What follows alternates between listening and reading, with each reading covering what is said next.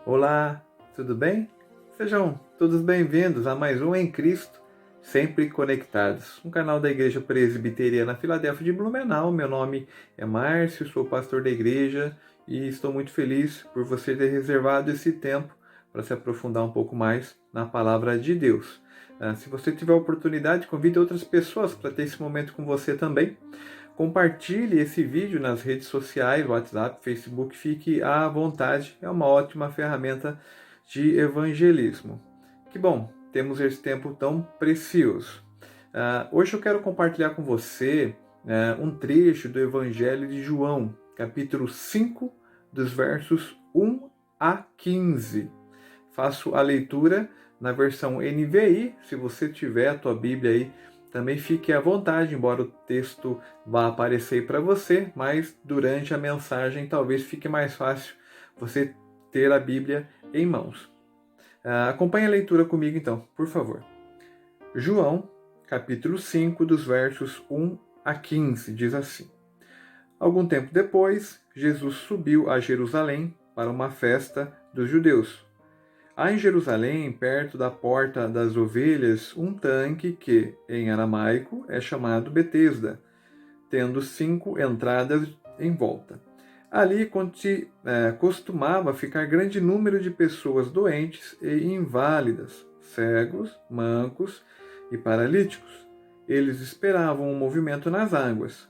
De vez em quando descia um anjo do Senhor e agitava as águas. O primeiro que entrasse no tanque, depois de agitadas as águas, era curado de qualquer doença que tivesse. Um dos que estavam ali era paralítico, fazia 38 anos. Quando o viu deitado e soube que ele vivia naquele estado durante tanto tempo, Jesus lhe perguntou: Você quer ser curado? Disse o paralítico: Senhor, não tenho ninguém que me ajude a entrar no tanque quando a água é agitada. Enquanto estou tentando entrar, outro chega antes de mim. Então Jesus lhe disse: Levante-se, pegue a sua maca e ande. Imediatamente o homem ficou curado, pegou a maca e começou a andar. Isso aconteceu num sábado, e por essa razão os judeus disseram ao homem que havia sido curado: Hoje é sábado, não é permitido a você carregar a maca. Mas ele respondeu: O homem que me curou me disse: Pegue a sua maca e ande. Então lhe perguntaram: Quem é esse homem que mandou você pegar a maca e andar? O homem que fora curado não tinha ideia de quem era ele, pois Jesus havia desaparecido no meio da multidão. Mais tarde, Jesus o encontrou no templo e lhe disse: Olhe, você está curado. Não volte a pecar, para que algo pior não aconteça a você. O homem foi contar aos judeus que fora Jesus quem tinha curado. Amém. Até aqui. Vamos ter um tempo de oração? Feche os teus olhos. Deus e Pai Todo-Poderoso, em nome de Cristo Jesus, que maravilha termos acesso à Tua palavra que nos esclarece, a Tua palavra que transforma a nossa vida, a Tua palavra que revela a vontade do nosso Criador, do Senhor, ó Deus, para cada um de nós. Nos abençoa, nos dá a direção. Abençoa desde já, ó Deus, cada família representada, aos que nos acompanham, e que o Senhor, ó Deus, seja glorificado através da nossa vida, através daquilo que o Senhor mesmo tem realizado em nossas vidas e através das nossas vidas. Muito obrigado. É o que oramos em nome de Cristo Jesus. Amém. Eu quero levantar um ponto aqui e te dizer o seguinte: você já parou para pensar que, de alguma forma, toda pessoa é religiosa? Deixa eu explicar melhor. Todo ser humano acredita em algo, certo? Então, nesse sentido, nós somos seres religiosos. Mesmo aquele que se denomina ateu também é um religioso, porque ele tem a crença dele, mesmo que a crença dele seja na própria razão. Então, nesse sentido, toda pessoa é religiosa, toda pessoa crê em algo. E essa percepção de que todos creem em algo é muito importante. É importante porque a crença que temos molda praticamente tudo que nós somos, molda as nossas emoções, molda as nossas ações. E no final de tudo, são as nossas ações e são as nossas emoções que de fato vão revelar aquilo que nós acreditamos. Mais do que dizer que se crê em algo, serão as nossas ações que vão demonstrar de fato aquilo que cremos. Por isso que dificilmente alguém vai se empenhar em algo que não acredita, não é verdade? Dificilmente alguém se empenha em algo que não faça sentido para ela. De outra forma, também derramamos até o último suor quando nós cremos em algo, não é assim? Por quê? Porque os nossos sentimentos, as nossas emoções, as nossas ações estão ligadas diretamente àquilo que me faz sentido, aquilo que eu acredito como finalidade para a minha vida. E é com essa perspectiva que eu quero te convidar a se achegar um pouco mais, então, em João 5, de 1 a 15, eu vou reler alguns trechos, mas já quero te propor um tema. O tema para a mensagem de hoje é: ajuste sua vida a partir do que Cristo fez. Ajuste a sua vida a partir do que Cristo fez. Vamos reler alguns trechos? Diz assim, então, João, capítulo 5, dos versos 1 ao 3. Algum tempo depois, Jesus subiu a Jerusalém para a festa dos judeus. Há em Jerusalém, perto da Porta das Oliveiras, um tanque, que em aramaico é chamado Betesda, tendo 5 entradas em volta. Ali costumava ficar grande número de pessoas doentes e inválidas, cegos, mancos e paralíticos. Eles esperavam um movimento nas águas. Por enquanto, até aqui. Veja, aquela multidão de enfermos estava lá para quê? Parece até óbvio. Estavam lá para ser curados. Já diz o texto que uma multidão ia para lá e se aglomerava. Estavam lá, no fundo, para ser curados. Então, o para é para ser curado. Mas eu te faço uma segunda pergunta. Por que eles estavam lá?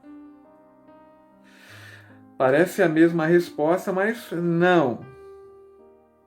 Por que estavam ali? Estavam ali porque os judeus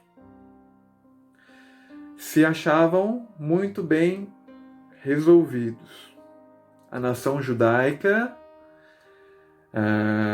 fazia com que todas as pessoas que nascessem com algum problema físico ou alguma doença, ou que viessem a adquirir alguma doença, para eles significava que Deus estava castigando essa pessoa, porque essa pessoa não se arrependia dos seus pecados, porque essa pessoa era impura. Ela, aliás, se tornava impura exatamente por ter algum tipo de deficiência. E perceba, isso era o que o judeu acreditava, essa era a crença. Então, o que eles criam refletiam na ação. Nesse caso, o judeu, mesmo que crendo no Deus que se revela ainda hoje a nós, esse Deus que se revela a nós hoje em Cristo, mas o judeu acreditava de que essas pessoas eram castigadas por Deus e tinham que ser deixadas longe, fora da cidade, na entrada de Jerusalém. E então a crença moldou as ações daquela nação, ou de muitos daquela nação. Então, o que o judeu fazia devido ao que criam, eles excluíam e não se aproximavam mais dessas pessoas que tanto precisavam de ajuda. Perceba que a crença fez os atos daquela nação bem distante daquilo que o próprio Cristo viveu. Há um tanque chamado de Betesda, na entrada de Jerusalém. De tempos em tempos, um anjo do Senhor se movia sobre as águas. O primeiro que entrasse nas águas seria curado. E quando isso acontecia, eu queria que você tentasse imaginar essa cena, né? Então, um monte de gente com problema e esperando só o momento em que a água se movesse, e no momento que ela se movia, as pessoas se jogavam, se lançavam e davam um jeito, e era praticamente cada um por si, cada um com seus problemas. Eu não sei você, mas é uma cena desesperadora. Desesperadora, principalmente considerando a situação daquele coxo que certamente não tinha maiores condições de locomoção. Enquanto isso, ao redor, o povo judeu,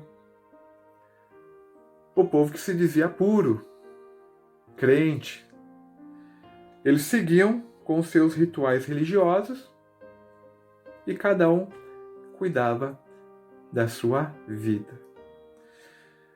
Isso me fez lembrar um testemunho que certa vez eu ouvi de um irmão da igreja, e nós vivemos numa cidade que de tempos em tempos tem problemas com enchentes, né, deslizamentos e coisa do tipo.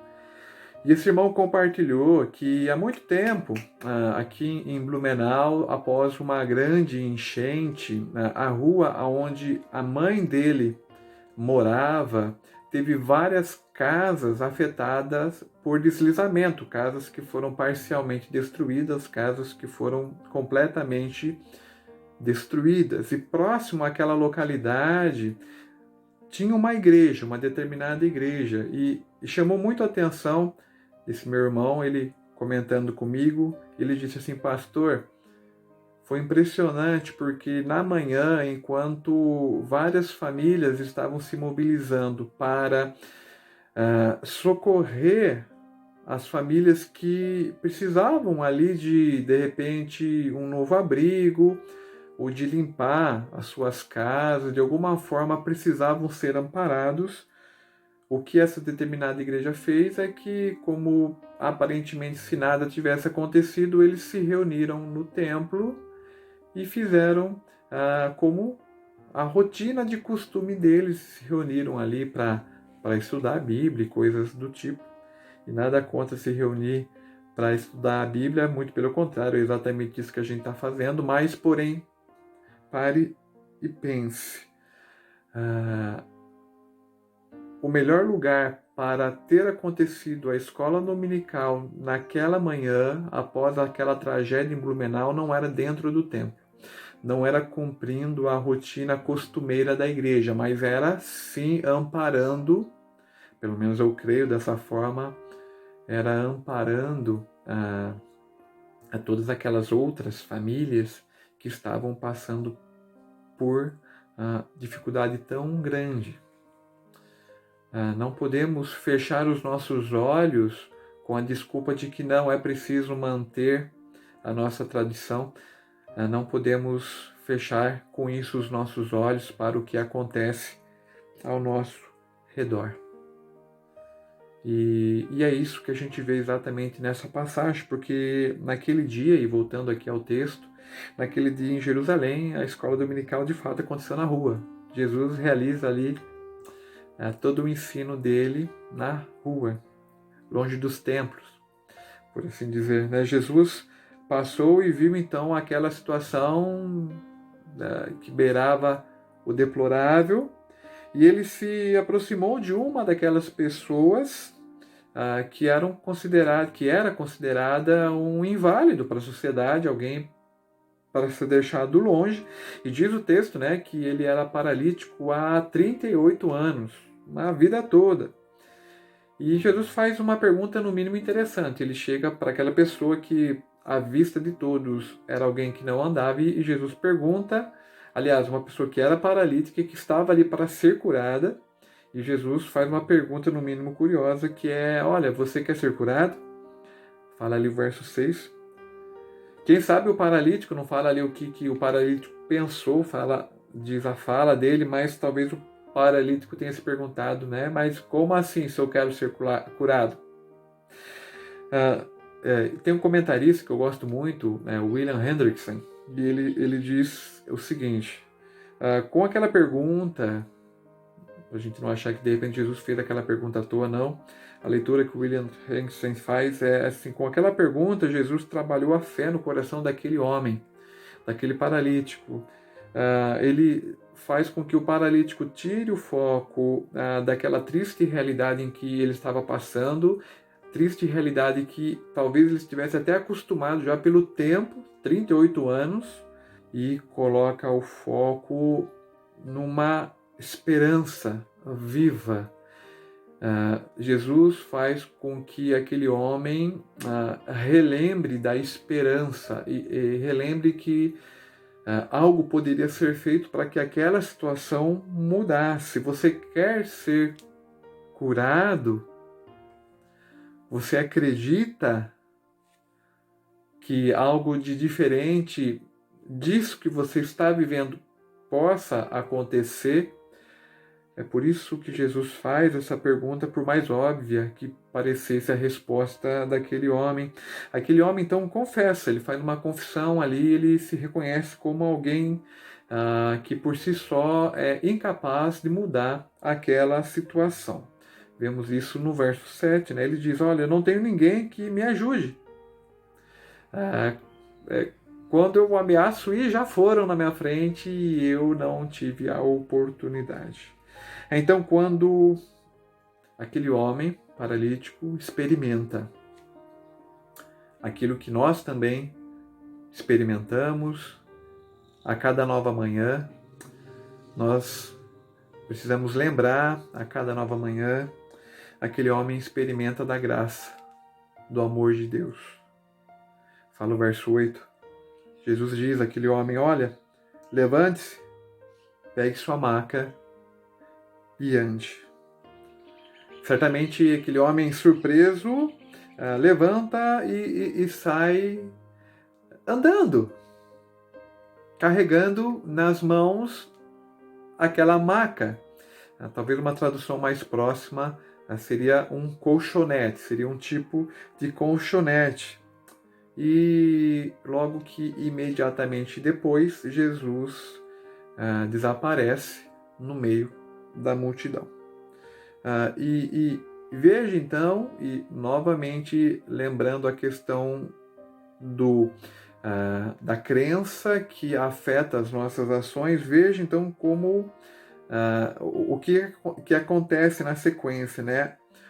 Lembra-se dos judeus que estavam, de alguma forma, sempre estavam por lá, pelos arredores, ali, não exatamente no tanque, mas de alguma forma sabiam o que acontecia na região e, de certa forma, né, estavam próximos. Né? A crença daqueles judeus estava baseada, então, dos judeus no cumprimento de leis, certo? Então, o que dizia que a pessoa é digna, digamos assim, do cuidado divino, era cumprir a lei na íntegra, na literalidade da letra. Então, glorificar a Deus é exatamente isso, cumprir a literalidade da lei nas suas minúcias, inclusive no que envolve o guardar o sábado.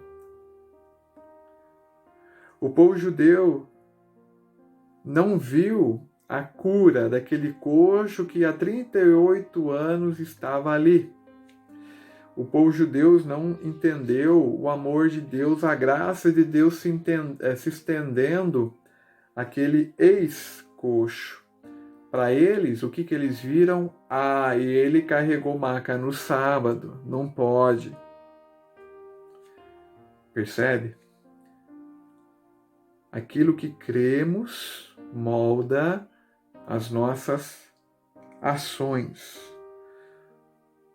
Para o judeu, pelo menos pelo que estamos vendo aqui nessa passagem, para glorificar Deus era preciso o mérito de entender que se cumpria a lei em sua literalidade. Cumprir a lei, se cumpre a lei, então eu mereço, digamos assim, que Deus me abençoe, mesmo que eu esteja de olhos fechados para o próximo. Eu já ouvi algumas pessoas dizerem coisas do tipo: eu não faço mal para ninguém, isso já tá bom. E pior ainda, já ouvi também outras pessoas dizerem: olha, eu trago dízimo, eu frequento a igreja, eu sou uma pessoa honesta, logo Deus tem que me abençoar, porque veja só que tipo de pessoa que sou. Eu não sou como certas pessoas, olha o que eu faço. Irmãos, você que nos acompanha, qualquer espiritualidade baseada no nosso próprio mérito está fadada ao engano, ao fracasso. Por quê? Porque nós estamos sujeitos ao pecado. Nós somos seres naturalmente rebeldes a Deus. Mas quando que eu peco, pastor? Nós pecamos quando nós não buscamos a verdade de Deus. Nós pecamos quando nós não honramos a Deus. Nós pecamos quando não amamos a Deus através do nosso serviço ao próximo. Isso é pecado, não é simplesmente fazer o que é certo e o que é errado. Esse tipo de relacionamento que muitas pessoas acreditam com Deus: se eu fizer o certo, Deus me abençoa, se eu fizer o errado, Deus não vai me abençoar. É um tipo de pensamento baseado no mérito próprio. Então, se eu mereço, Deus me abençoa, e se eu não mereço, Deus não me abençoa. E pode ter certeza, isso é algo fadado ao engano, porque no fundo, nenhum de nós merece o amor de Deus. Porque, por natureza, nos rebelamos contra Deus. E se Deus nos recompensasse de fato com base nos nossos méritos,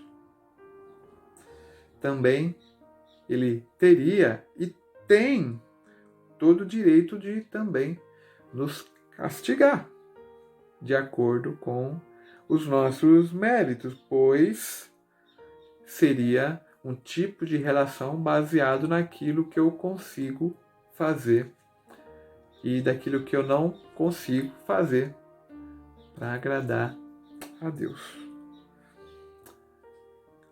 Então você pode pensar, mas então essa questão de mérito é algo para ser abandonado por completo? Aí eu te digo que não. A questão é mérito de quem que nós procuramos. Há sim um mérito que renova a nossa esperança a cada nova manhã. É o mérito de Cristo. É a graça de Deus derramada em favor meu e teu. Por toda a história, a humanidade busca se relacionar com o divino, mas muitas vezes pelo seu próprio mérito. Mas ninguém consegue ser bom o suficiente. Ninguém consegue. Eu não consigo, você não consegue, ninguém consegue. É quando nos damos conta, então, do amor de Deus, que entrega o seu Filho unigênito, sacrificado na cruz, e paga o preço pela nossa culpa. E aquele episódio, à beira do tanque Betesda, revela exatamente esse algo que só Deus pode realizar na vida de alguém. Revela a graça de Deus. Eu quero reler o verso 14. Olha o que diz. Mais tarde, Jesus encontrou no templo e lhe disse: olhe, você está curado. Não volte a pecar, para que algo pior não aconteça a você. Muitos anunciam um evangelho do importante é ser feliz.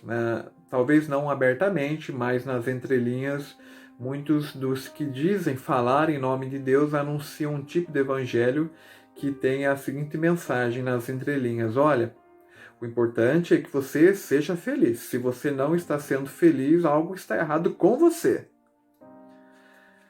Eu não creio nessa linha, de forma alguma. Também não creio que fomos feitos para sofrer, tá bom? Mas isso é um assunto para outro dia, tá? Muito se anuncia, então, de um evangelho do importante é ser feliz. Então, alcance a cura, alcance o teu namorado, alcance o teu casamento, consiga a tua casa, consiga ser profissionalmente bem realizado, então isso automaticamente vai obrigar Deus a continuar a te abençoar, porque você é uma pessoa que tem dado motivos para merecer a bênção de Deus. E mais uma vez, não me entenda mal, tá? Nós devemos sim agradecer a Deus por tudo aquilo que nós temos. Claro que sim. Agradeço a Deus pela cura, pelo namoro, pelo casamento, pela tua vida profissional, pela tua família. Não me entenda mal. Mas Jesus mostra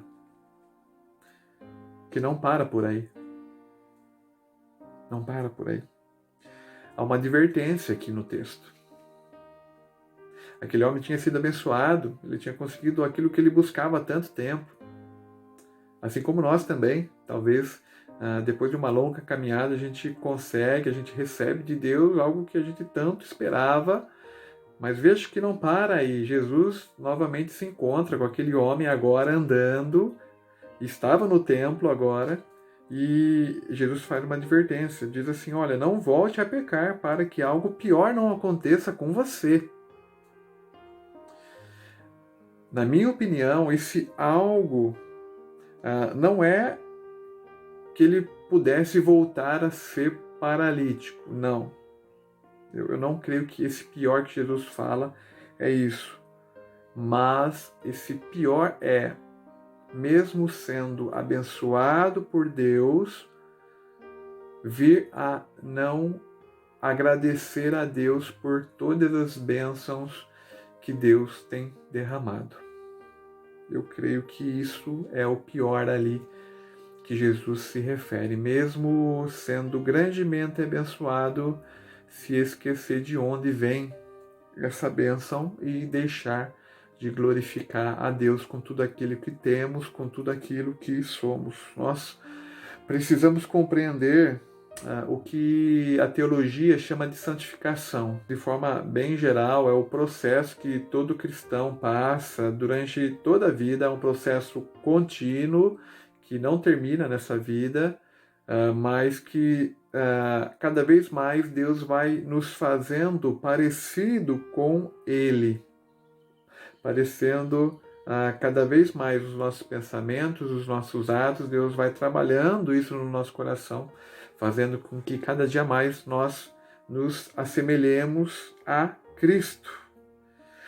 E o que Deus está fazendo está diretamente ligado a tudo aquilo que temos e tudo aquilo que somos, inclusive as nossas boas obras. Olhe para que frutos a tua fé tem produzido.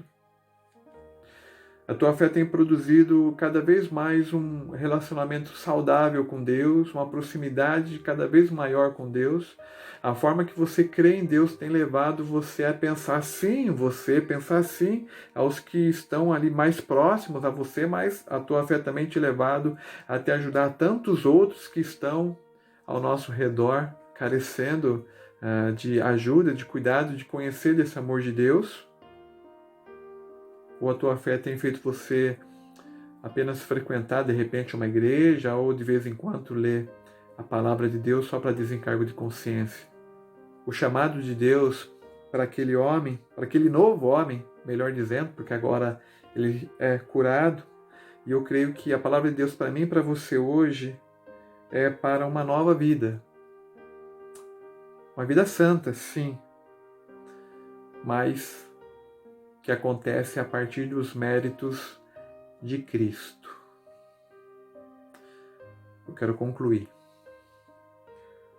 Se nos movemos por fé, se de alguma forma nós somos religiosos e cremos em algo, não espere da recompensa que vem dos nossos méritos. Não espere. Tenha certeza, hora ou outra você vai se decepcionar, se a base da tua caminhada de fé for os seus próprios méritos. O convite de Jesus é para que nós descansemos naquilo que Deus já fez, por mim e por você. Nele não há decepção. Não há decepção. Deus é fiel, Deus é constante, muito diferente de nós.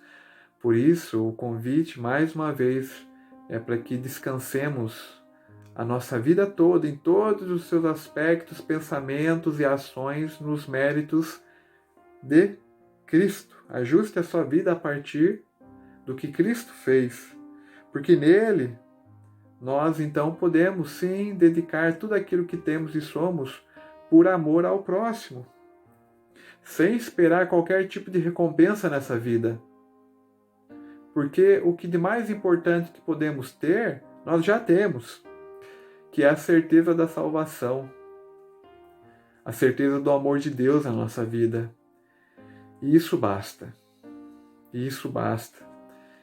E se realizamos boas obras, é para abençoar o próximo e para que Deus seja reconhecido, para que as pessoas vejam Deus através dos nossos atos, através daquilo que o próprio Deus tem trabalhado nesse processo de santificação na minha vida e na tua vida. Portanto, aquilo que você tem, aquilo que você faz, aquilo que você pensa, que eu tenho, que eu faço e que eu penso, precisa ser vivido a partir daquilo que Cristo fez.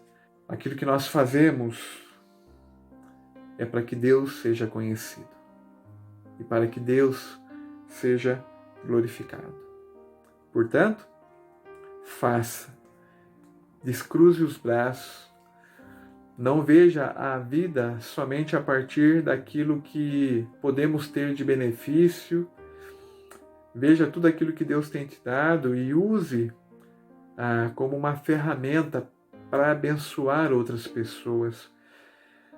Abençoe talvez até mesmo aquelas pessoas que você sabe reconhecidamente que de repente não te vê com bons olhos. Nós também não víamos Deus com bons olhos e mesmo assim Deus entrega o próprio Filho por mim e por você. E quando assim você também fizer, assim quando eu mesmo fizer para outras pessoas, mesmo que a gente não seja reconhecido, não há problema algum, porque estamos abençoando ao próximo com aquilo que Deus já nos deu, com aquilo que Deus já nos fez, e que a glória seja sempre para Ele, e a gente vai se alegrar em meio mesmo a tempos difíceis, porque cremos que estamos cumprindo a vontade do Senhor. Amém? Vamos orar? Deus Pai Todo-Poderoso, em nome de Cristo, muito obrigado porque é a Tua palavra que nos corrige, que nos exorta, que de fato, Deus, através da nossa vida, o Senhor seja conhecido, que tudo aquilo que temos e somos, ó Deus, seja utilizado para que o Senhor seja glorificado, ó Pai. Que tempo, recursos, a nossa própria vida, ó Deus, seja utilizada para a honra e glória do Senhor, ó Pai. Nos ajuda a entender e como que essa dinâmica acontece no nosso dia a dia, no trabalho, na escola, na família, onde quer que estejamos, ó Deus, que a gente nunca perca essa percepção de que estamos aqui para glorificar o Senhor, e certamente o Senhor tem nos sustentado, tem nos abençoado, ó Pai. De uma forma especial, clamamos, ó Deus, pela Tua bênção, clamamos também pelo Teu perdão, para que a gente possa, ó Deus, a cada dia mais entender do Senhor, ó Pai, e caminhar conforme agrada o Senhor. Abençoa cada família representada, mais uma vez oramos nesse sentido, a cada uma das famílias que nos acompanham nesse momento, abençoa a cada situação de saúde, a cada situação de emprego. Colocamos tudo isso na presença do Senhor e oramos. Em nome de Cristo Jesus. Amém, Senhor. Amém. Deus te abençoe. Estou muito feliz porque a cada nova semana, sempre aos domingos, estamos nos encontrando, ainda não presencialmente ali na Igreja Presbiteriana Filadélfia de Blumenau, mas em breve, se Deus assim permitir, teremos essa oportunidade. Fica o convite, se você ainda não faz parte da convivência ali da nossa igreja e tiver a oportunidade, venha nos visitar. Enquanto isso não acontece, seguimos juntos nas redes sociais. Que Deus te abençoe, te dê uma ótima semana e no mais, em Cristo sempre conectados. Até a próxima.